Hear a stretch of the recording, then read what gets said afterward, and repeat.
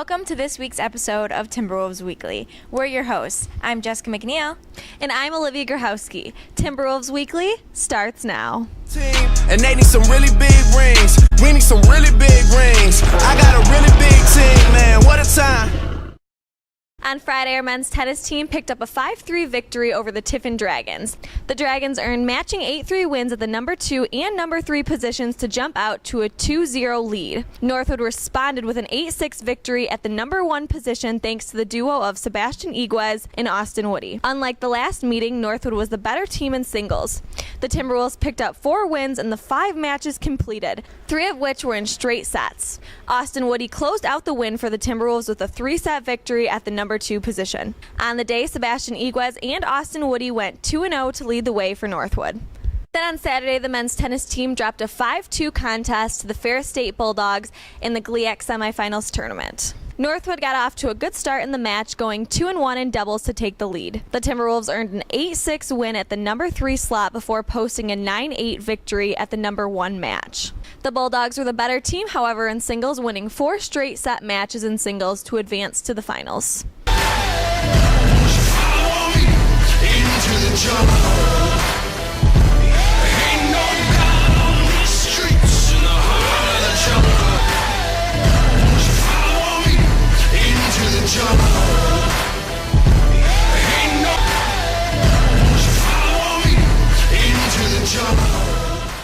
Our track and field teams were on the road this weekend to Hillsdale College for their 50th annual GINA Relays. Senior Jeremy Wilchcomb was the triple jump champion with a mark of 14.29 meters. Will Moench finished second in the 3,000-meter steeplechase with a time of 9 minutes and 57.01 seconds. Paul Evans took third in the discus with a throw of 49.44 meters, while Jordan Fields ran 14.87 seconds in the 110 hurdles for 5th and 4th best time in school history. The men's 4x100-meter relay team of Rayvon Tyler, Josh Gardner, Carmine Jarman, and Jordan Fields ran 41.82 seconds to finish in second place. On the women's side, Elena Meadows finished third with a long jump of 5.71 meters, and Heaven Powell finished 10th with the 4th best jump in school history at 1.54 meters in the high jump.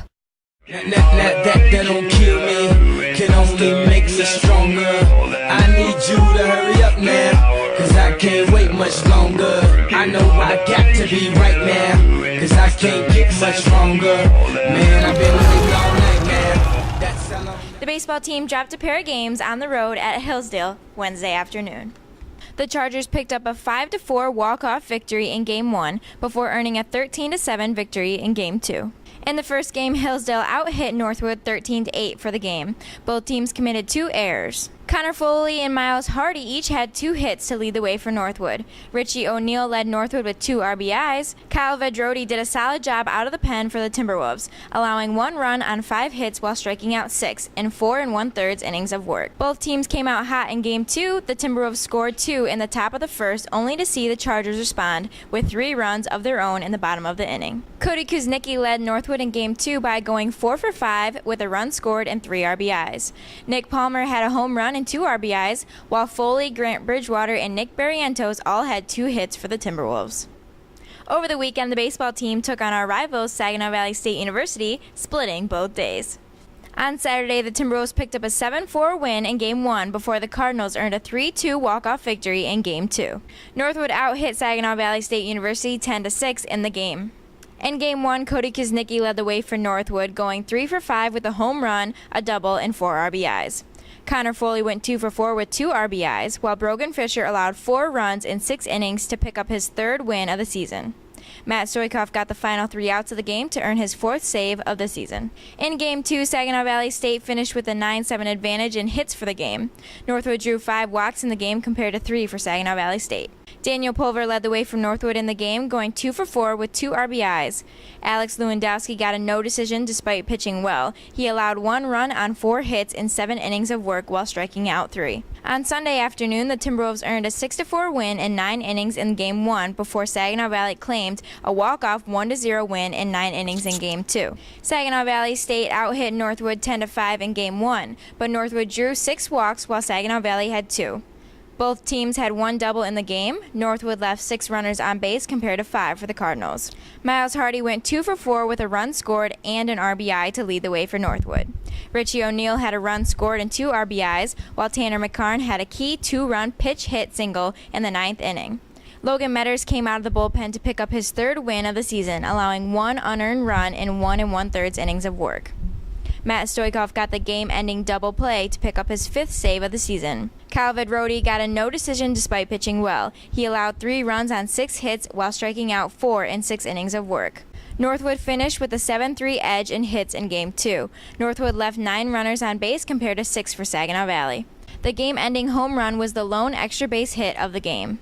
Grant Bridgewater led Northwood on the day by going 3 for 4 at the plate. O'Neill added 2 hits for the Timberwolves. Larry Wood was the starter for Northwood and threw well, allowing 2 hits in 6 innings of shutout work. On Tuesday night, the baseball team picked up a 12-1 victory over Elma. The Timberwolves out-hit the Scots 19-8 in the game. Northwood had 4 doubles, 1 triple, and a pair of home runs. It was a clean game overall. There were no errors and just 3 walks overall. Cody Kuznicki and Daniel Pulver led the way for Northwood in the game, combining to go 9-9 with 4 runs and 4 RBIs. Kuznicki went 5 for 5 with 2 doubles, 3 runs scored, and 2 RBIs. Pulver went 4 for 4 with a walk, a double, 2 RBIs, and a run scored. Dustin Lee had 2 hits, 2 RBIs, and a run scored. Brooks Ulrey and Ben Ballgard each came off the bench to hit home runs in the contest. 7 different Northwood pitchers combined to allow 1 run on 8 hits. Lennon Guizdala picked up his 2nd win of the season, allowing 1 hit while striking out 4 in 2 1/3 innings of relief. That don't kill me, can only make me stronger. I need you to hurry up now, cause I can't wait much longer. Both our men's and women's golf teams participated in the NCAA Super Regionals. Let's take a closer look at how they placed.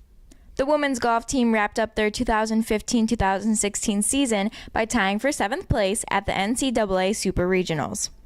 The 3-day 54-hole event was held at the Panther Creek Country Club.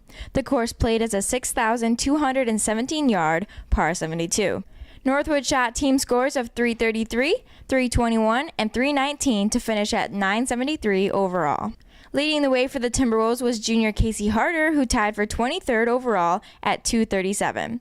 Her final round of 74 was her best at Northwood and tied for the lowest round for any Northwood player this season. Daniel Little shot 240 to tie for 27th. A total of 66 players took part in the event. The men's golf team finished at 18th at the NCAA Midwest Central Super Regionals. The 3-day 54-hole event was held at the Meadows Golf Club and was hosted by Grand Valley State. Northwood shot team scores of 308, 322, and 317, with the final round being played in near unplayable conditions due to heavy rain. Leading the way for Northwood was junior Corey Roberts, who finished with a 3-round total of 230 to tie for 38th. Paul Otsby tied for 65th at 235. A total of 102 players took part in the event. Now let's check out this week's Athletes of the Week. On the men's side, our Athlete of the Week goes to Cody Kuznicki, and on the women's side, Elena Meadows. Congratulations to both of you. Let's take a peek at our upcoming events in Northwood Athletics this week.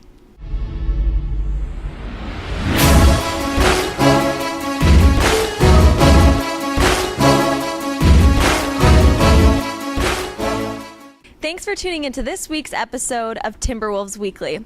I'm Olivia. And I'm Jessica. Remember to keep fighting and go mad.